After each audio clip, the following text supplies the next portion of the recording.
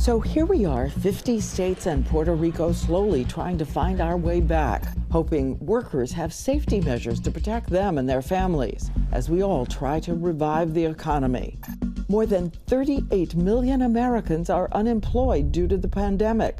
35% of households with children don't have the money to buy enough food. All this as we wrestle with baffling new rules. How do you tell a child you can go for a swim in the ocean, but you have to keep moving on the beach? And while most of us are just trying to be careful and respectful of each other, I'm doing my part to keep me safe and keep those around me safe. some of us are bristling. This cannot be the new normal. I'm asking this member to put on a mask because that is our company policy. So either wear the mask. And I'm not doing it because I woke up in a free country. Even losing control. Even though this is the reality for all of us, if a virus starts spreading, no man is an island. And that key question, will companies do enough testing to catch the spreaders who have no symptoms? Look at what they found in the hard-hit meatpacking plants. Tyson Foods has taught us something.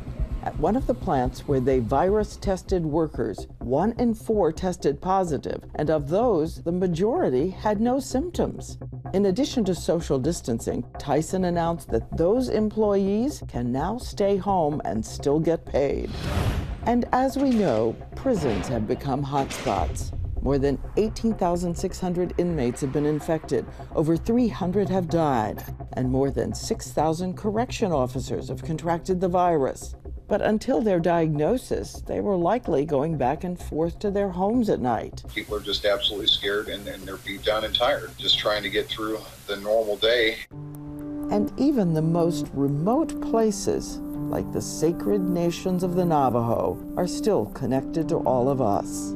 An estimated 30% of their population lacks clean running water for basic hand washing. The epidemic there became so grave, the Arizona National Guard had to come in and help. And together we have watched our neighbors particularly devastated by this virus.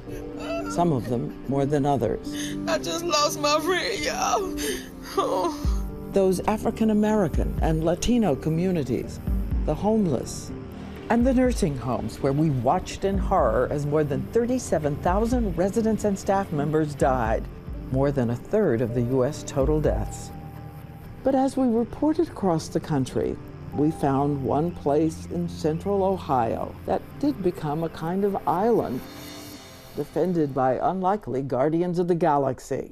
More than 2 months ago, these administrators, nurses, aides at 2 assisted living facilities, Sharon Brook and Chapel Grove, decided if the enemy was heading to their doors, they would go inside, lock that door, and fight to keep it out.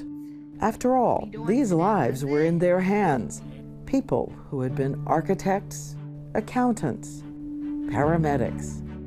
People once so vital and so young.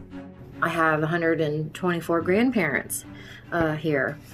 So, I mean, that was a big thing for me. We knew that once it reached our facility, it would be too late. I packed my bags and I said, you know what, Mom, Dad, my sister, I said, I love you guys. I'll see you when it's all over. My father is Orville Verasso. He's a 99-year-old resident. The last time I saw him was Wednesday, March 11th, to actually hug him.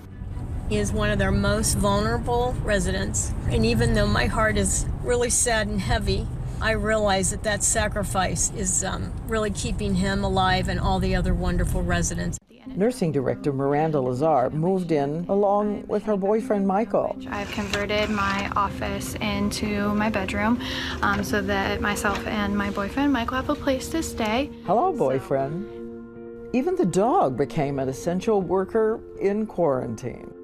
We come out with our gloves and we spray down all of the boxes. The weeks go by. In private, these workers admit it's not easy. My son is a senior this year, so he's not only missing his mom at home, he's missing prom and possibly graduation. The wedding that we were planning, we just decided it would be better to postpone. I know the devil works hard, but I also know that the Lord works harder. But when they go out into the home, they make sure the residents see only smiling faces. My father is, it's Ti Voglion Bene Papa. He is an Italian immigrant, so we like to say ti amo, which means I love you. I can't wait to see him and cheer him up. A visitor through a glass window. I love you. I miss you. How's your bourbon holding up? Okay. Happy Easter! And when Easter arrived, who said you can't have an Easter parade?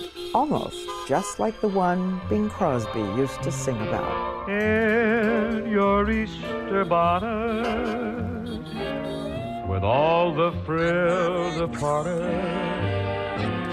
you'll be the grandest lady in the Easter parade. Love your signs, they're fabulous. So much fun. It's nice to see our families, isn't it? Yes, it is. We have the Grinch that stole Easter over there.